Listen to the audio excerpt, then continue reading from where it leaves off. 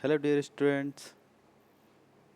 हम पढ़ रहे हैं अभी सोशल साइंस में राइज ऑफ मॉडर्न यूरोप। तो हमने लास्ट क्लास में हमने क्या देखा, हिस्ट्री के बारे में जाना। हिस्ट्री में 3 पार्ट्स होते हैं, 3 टाइप्स के हिस्ट्री एज होते हैं, ancient age, medieval age and modern age. और इनमें हम लोग मॉडर्न एज पढ़ रहे हैं। मॉडर्न एज में देखते हैं तो इसके भी इसमें भी 3 टाइप का कैरेक्टरिस्टिक था, reasoning, rationalism, humanism, new research. तो इसके तहत हम लोग आगे देखते हैं। हाँ, और देखे थे हमने हिस्ट्री ऑफ मॉडर्न एजेस में जो इसका जो सोर्स होता है, कहाँ कहाँ से हमको जानकारियाँ मिलती हैं, इसके बारे में हमने पढ़ा था। तो हम लोग अब मॉडर्न जो यूरोप था उसका राइज हुआ था 15th सेंचुरी के बाद, तो उसके बारे में हम लोग अब आगे पढ़ते हैं। ठीक है बच्चों, तो स्टार्ट करते हैं। Background. At the end of 15th century, life of European society has impact of priest and knights, but the king was not so powerful. People were unhappy due to exploitation and supremacy of the Christian religions. तो यहाँ पर देखते हैं हमारा जो उस समय का जो बैकग्राउंड था वो क्या चीज़ था, कैसा था उस समय का 15th सेंचुरी कैसा था। At the end of 15th century, life of European society has impact of priest and knight. तो जो 15वीं जो शताब्दी था, 15वीं शताब्दी जब ख़त्म होने को आया, तो उस वक्त वहाँ के जो सामाजिक समाज था, जो वहाँ का सामाजिक जीवन था, उसमें अमीर लोगों का, जिन्हें सामंत बोला जाता है, और धर्म गुरुओं का, इन लोग का राज चलता था पहले। धर्म, क्योंकि वहाँ पर पहले धर्म गुरुओं का ही बात माना जाता था। यहाँ पर मैं मीनिंग बता देता हूँ आपको।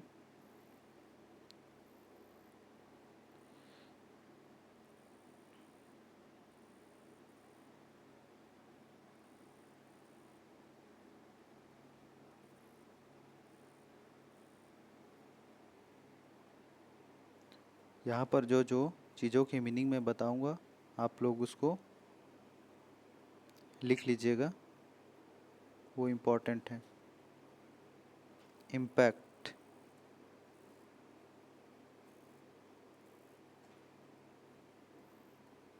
इम्पैक्ट, इम्पैक्ट मतलब होता है इफ़ेक्ट या फिर प्रभाव। प्राइएस्ट मतलब पुजारी,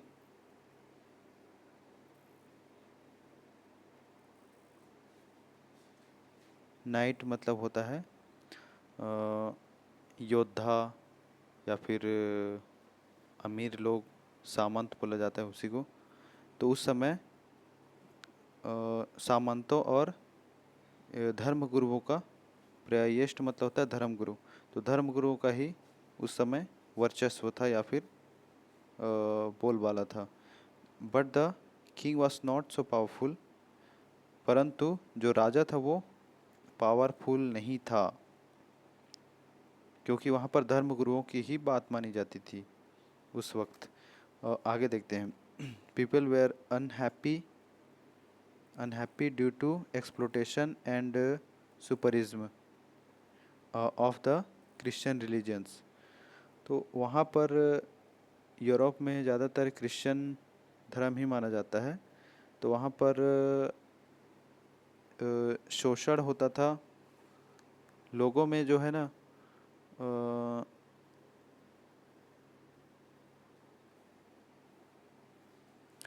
खुशी नहीं थी, क्योंकि वहाँ पर उनका शोषण किया जाता था और उनको दबाया जाता था।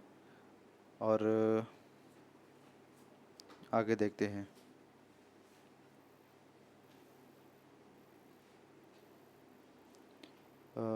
Due to Christian religious leader, मतलब जो क्रिश्चियन रिलीजियस जो लीडर्स थे उन्हीं की बात मानते थे पहले, उन्हीं का राज चलता था। Pope was considered the representative of the God. Pope को वहाँ पर दूत माना गया, भगवान का एक प्रतिनिधि या दूत माना गया। So great importance was given to heaven and God. तो उस समय इसको स्वर्ग और भगवान में बहुत विश्वास रखा जाता था और उन्हीं को महत्व दिया जाता था। ईश्वर और परलोक से जुड़ी बातों को ज़्यादा महत्व देते थे। Therefore, attention was given to the miseries of people at present. Therefore, attention was given to the miseries. मिसरीज का मतलब होता है दुख। तो उस समय लोगों के दुखों पर ज़्यादा मतलब ध्यान दिया जाता है। उसके मानव थे जो समाज में व्यक्ति रहते थे, उनके जीवन के दुख दर्दों पर ज़्यादा ध्यान दिया जाता था। At the time renowned thinkers started logical discussion and educated people about intellectualism. They educated people saying that look at the world with open eyes, follow that which you acceptable to the mind. फिर क्या हुआ? At that time renowned thinkers started logical discussion. अब उसके बाद क्या हुआ कि उस समय जो बुद्धिमान व्यक्ति थे,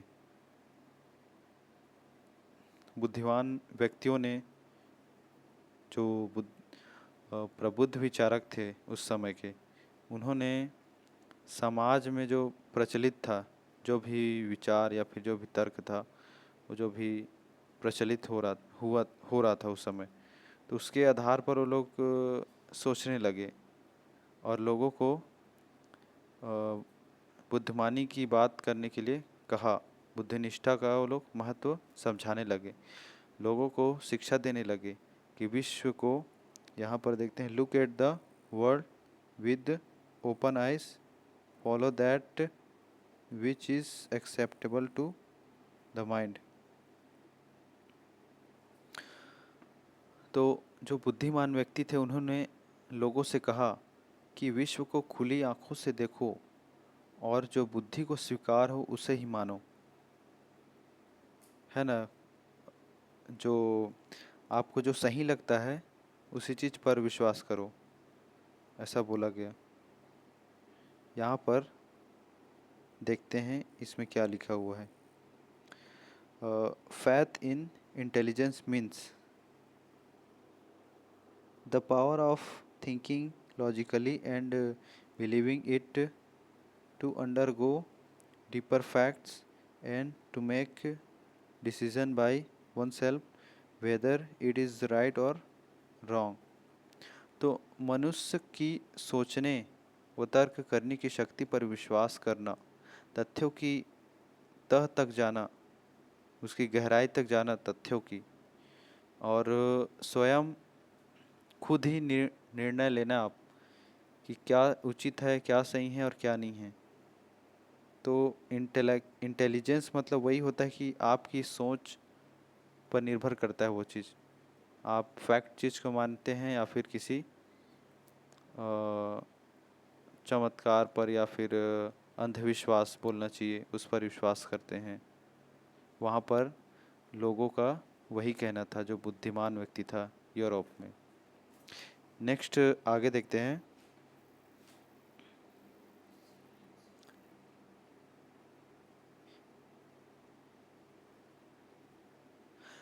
renaissance of Europe, ideological revolution. तो रिनाइसेंस ऑफ यूरोप मतलब होगा यूरोप का पुनर्जागरण, फिर से जागना। तो जो फिर से जागता है उसको बोलते हैं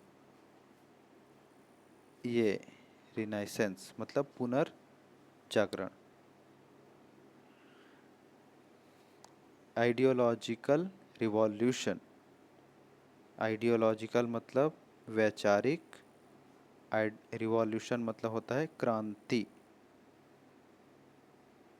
इन 15th century, renaissance of Europe correlates with ideal revolution. Ancient epics in languages like Greek, Latin, etc. have been converted into local languages, and studied of those started freshly due to discovery of printing machine. Availability of books in large number were easy and at a lower cost in that time. Therefore, propaganda of knowledge was fact. Because of knowledge of ancient ideas and modern views, the ideal revolution got a new direction as the ancient epics uh, belief in intelligence, importance of materialism, common life started to the find root in Europe. यहाँ पर देखते हैं आगे, जब वैचारिक क्रांति किस तरह से आई वहाँ पर यूरोप में। In the century renaissance of Europe correlates with ideal revolution.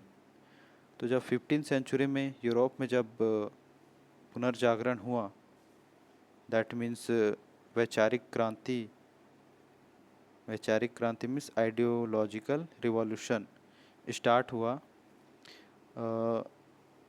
Ancient epic languages like Greek, Latin. तो ग्रीक, लैटिन जो लैंग्वेज है उसमें, वो लैंग्वेजेस में क्या किया गया, जो ओल्ड, जो प्राचीन जो ग्रंथ रहते थे, पुराने ग्रंथ रहते थे, उसको लोकल लैंग्वेज में उसका ट्रांसलेट किया गया।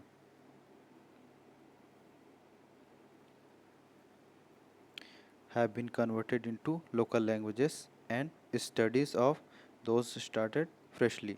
तो मतलब वो जो पुराने जो एंशियंट एपिक्स थे, एंशियंट एपिक, एपिक मतलब होता है ग्रंथ, एंशियंट मतलब प्राचीन। तो प्राचीन ग्रंथ है उसका ग्रीक और लैटिन, इन्हीं भाषाओं में उसका ट्रांसलेट किया गया, कन्वर्ट किया गया लोकल लैंग्वेजेस में। Studies of those started freshly. तो उसको इसलिए मतलब उसको कन्वर्ट किया गया ताकि उसको फिर से पढ़ा जा सके नए सिरे से। ठीक, आगे देखते हैं।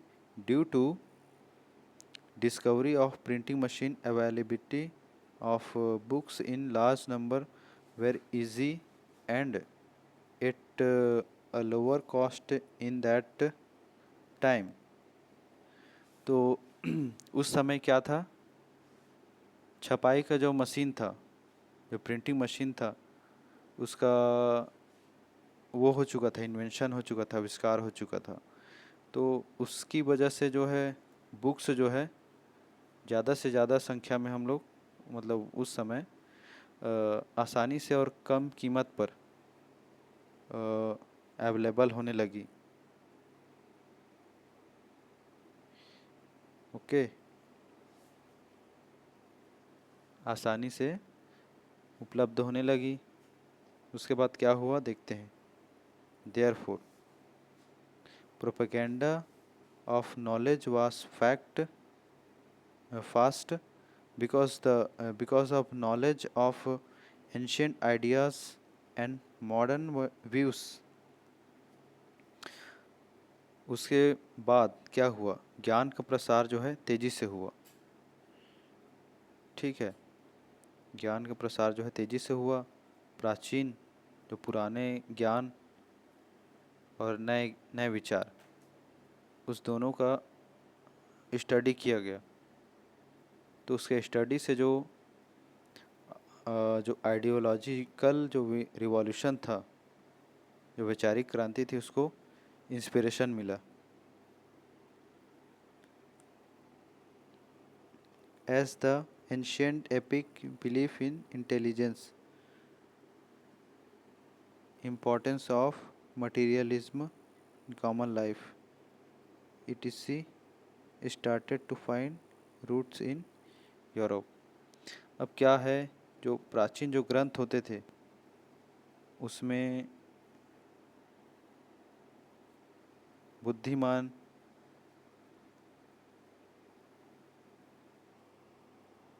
बुद्धिमानी में विश्वास रखते थे। Belief in intelligence, importance of materialism, जो भौतिकतावाद है उसको कॉमन लाइफ में इम्पोर्टेंस दिया जाता है। Started to find the roots in Europe. तो ये जो भौतिक जीवन का जो महत्व होता है, इसी का वो लोग बोध कराते गए। मतलब उस भौतिक जो अपना डेली लाइफ है उसमें भौतिक जीवन का जो इम्पोर्टेंस है उसको लोगों को बताते गए। तो ये सब बातें जो है यूरोप में फिर से जड़ पकड़ने लगी। Next, different culture of literature, art, fine, sculpture, science influenced the change of views. Artists have mostly depicted human emotions and natural beauties of nature in their art pieces. तो वो जो दृष्टिकोण था उन लोग का, नई सोच वाली, नई विचारधारा की, उससे क्या हुआ कि साहित्य, लिटरेचर, शिल्पकला, फाइन आर्ट, विज्ञान आदि विधाओं को प्रभावित किया। इन्फ्लुएंस चेंज ऑफ व्यूज़, कलाकार जो है artist have mostly depicted human emotions and natural beauties of nature in their art pieces. तो कलाकार ने कलाकृतियों में जो ह्यूमन इमोशंस थे, नेचुरल ब्यूटीज़ थे, ठीक है, इन्हीं को, जो मनुष्य की भावनाएं थी, प्राकृतिक सौंदर्य था, इसी का वो लोग चित्रण करने लगे। Science like Copernicus, Galileo established a new scientific explanation about universe by breaking the olden beliefs. For example, Earth revolves Earth revolves around the sun. This thought brought adverse effect in religious faith and gave rise movement in religious information. तो यहाँ पर क्या हुआ, जो उस समय के कहना चाहिए एक वैज्ञानिक या फिर दार्शनिक बोलना चाहिए,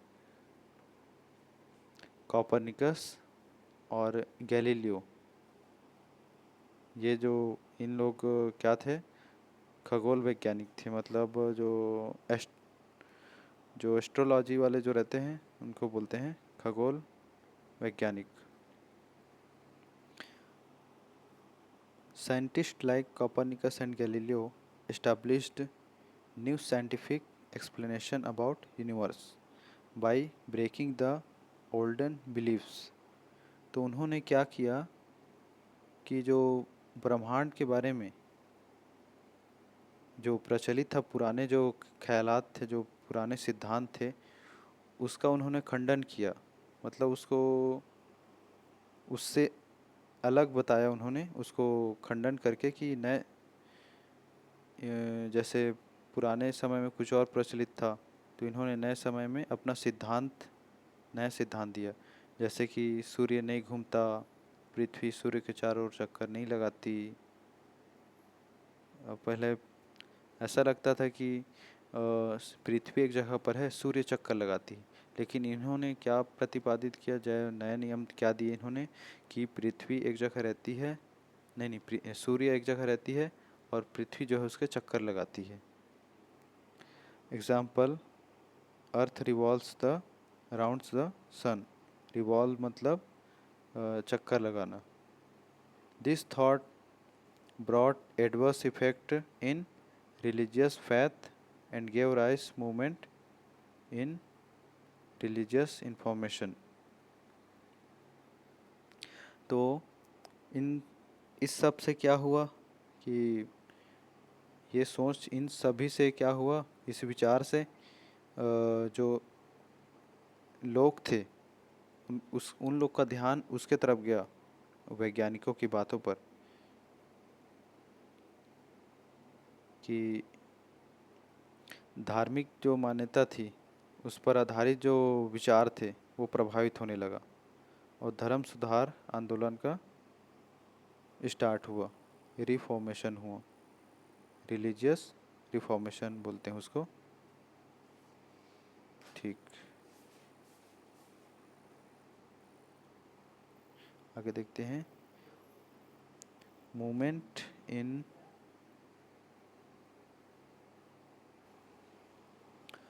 आगे देखते हैं movement in religious reformation.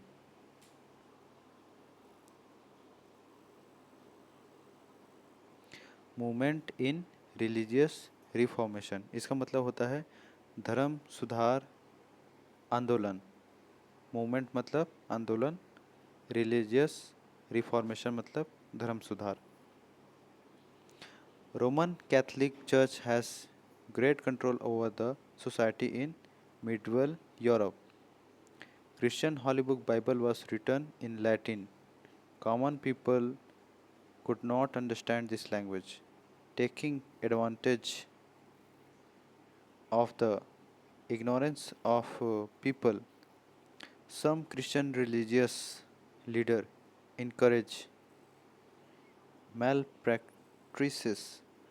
They also exploited people in the name of religion. Corruption was leading in these religious institutions.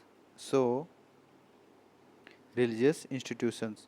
So, revolution started in Europe against corruption to bring reformation in religion। मतलब धर्म सुधार की आवश्यकता क्यों पड़ी Europe में, तो Roman Catholic church has great control over the society in medieval Europe. तो मिडवल यूरोप था, जो मिडवल मतलब जो 15वीं शताब्दी के आसपास, मध्यकालीन बोलते हैं उसको। तो मध्यकालीन यूरोप में जो समाज था यूरोप का, उसमें रोमन कैथोलिक चर्च का जो है ज़्यादा से ज़्यादा कंट्रोल था। Christian holy book Bible written in Latin.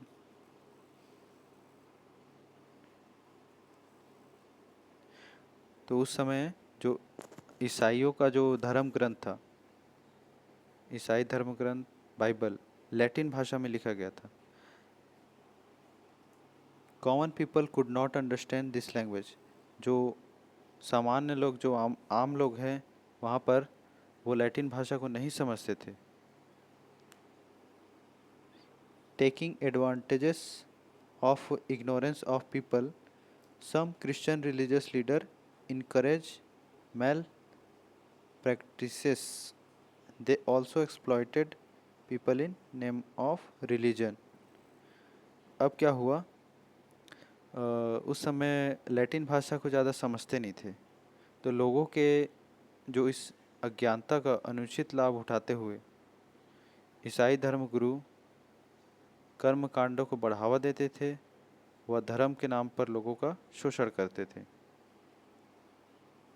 ठीक है, टेकिंग एडवांटेजेस मतलब एडवांटेज लेना, उन लोग की अज्ञानता का अनुचित लाभ उठाना।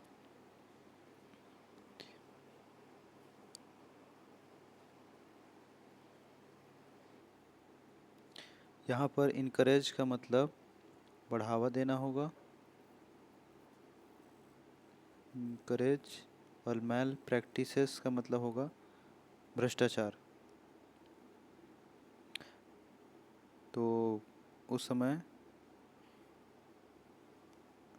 धर्म के नाम पर लोगों का शोषण होता था और धर्म संस्था थे जो, उसमें भ्रष्टाचार था। They also exploited people in name of religion. तो उस समय जो धर्म के नाम पर शोषण होता था लोगों का।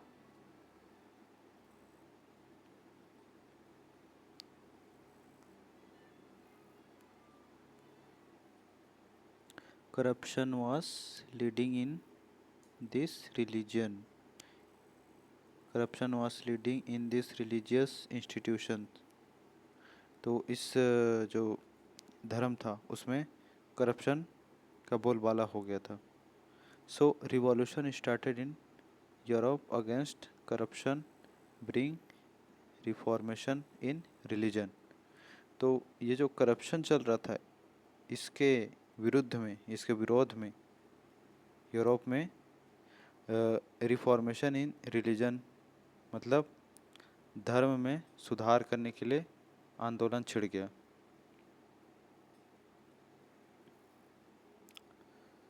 और उसी को धर्म सुधार आंदोलन कहा जाता है।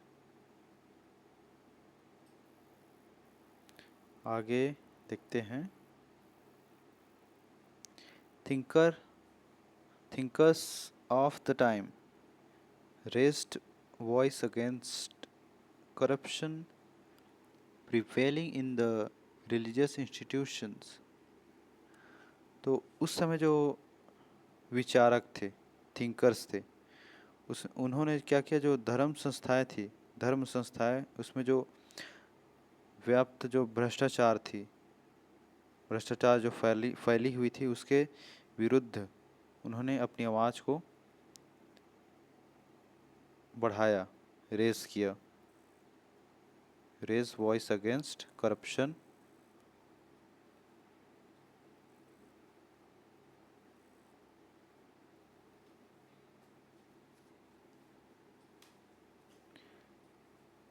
Then Bible was translated in local language. उसके बाद बाइबल जो है लोकल लैंग्वेज में ट्रांसलेट किया गया, so that local people could also read it, जिसकी वजह से लोकल पीपल जो जो लोग थे, स्थानीय लोग थे, वो लोग उसको पढ़ सकें। पहले क्या था, वही लैटिन में था, इसके वजह से शोषण होता था लोगों को मतलब अज्ञानता की वजह से।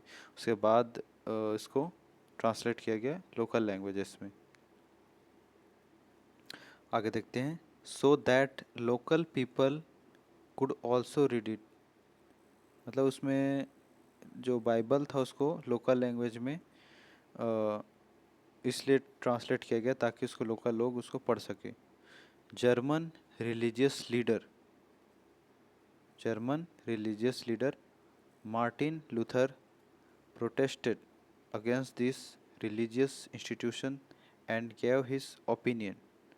तो जर्मन जो धर्म गुरु थे, मार्टिन लूथर नाम था उनका। तो जो मार्टिन लूथर नाम के जो जर्मन धर्म गुरु थे, उन्होंने जो सामाजिक जो धर्म में जो दुराचार जो था उसको निंदा करते हुए एक अपना वाक्य जारी किया, जिसमें आगे देखते हैं। Martin Luther protested against this religious institution and gave his opinion. उन्होंने अपना विचार रखा। In that he told the people, you people should you people should read the Bible and understand the elements of religion and not believe in religious leader। तो उन्होंने ये कहा कि आप लोगों को धर्म गुरु का उसका जो कथन है उसको ही धर्म न मानकर स्वयं बाइबल पढ़ना चाहिए और धर्म के महत्व को, धर्म के तत्वों को समझना चाहिए। He challenged the Christian leader Pope for independent power and also protest against the religious settlement prevailing malpractices। फिर क्या हुआ आगे? उन्होंने ईसाई धर्म गुरु, उनके जो धर्म गुरु के प्रमुख जो रहते हैं पोप, उसको उनको जो है इन्होंने चुनौती दी और धर्म जो व्यवस्था थी उसमें जितने भी दोष थे उसमें प्रिवेलिंग मेल प्रैक्टिसेस मतलब होता है प्रचलित दोष या फिर प्रचलित भ्रष्टाचार को विरोध किया। So his believers where called Protestants. इसलिए उनके जो बिलीवर्स से अनुयायी थे उसको प्रोटेस्टेंट कहा जाने लगा। Due to religious reformation pope become less powerful. Some European ruler also denied to follow empowerment of Pope. One of them, King Henry VIII. One of them was King Henry VIII. So उसके जो अनुयायी थे, जो जिन्होंने protest किया या विरोध किया, है ना, प्रोटेस्ट मतलब विरोध करना, तो उसको कहा गया प्रोटेस्टेंट। उनके जो मानने वाले थे उसको प्रोटेस्टेंट कहा गया। और ये जो धर्म सुधार आंदोलन के फलस्वरूप पोप का जो दबदबा था, पोप जी का जो उनका जो पावर था, उनका जो उसमें कमी आई। पोप के वर्चस्व से परेशान होकर यूरोप के कुछ शासकों ने पोप का वर्चस्व मानने से इनकार कर दिया। Some European rulers also denied to follow empowerment of the Pope। तो कुछ यूरोपियन जो रूलर्स थे उन्होंने भी उनकी बातों को मानने से मना कर दिया। और उनमें से एक, one of them was king Henry 11। उनमें से किंग हेनरी 8 थे। In this way, religious reformation led to modern idealism through thought and initiated awareness in Europe। इस तरह जो है धर्म सुधार आंदोलन ने यूरोप में मॉडर्न जो आइडियोलॉजी है उसका स्टार्ट हुआ, उसकी वजह से, और अवेयरनेस स्टार्ट हुआ, लोगों में जागरूकता आई और यूरोप में इस तरह से जागरण हुआ फिर से। इसी को धर्म सुधार आंदोलन कहते हैं, या फिर इंग्लिश में हम लोग पढ़े थे इसको मूवमेंट इन रिलीजियस रिफॉर्मेशन। हमारा अगला टॉपिक होगा nationalism and rise of autocracy. तो इसको हम लोग अगले वीडियो में कवर करते हैं। Okay, bye, thank you.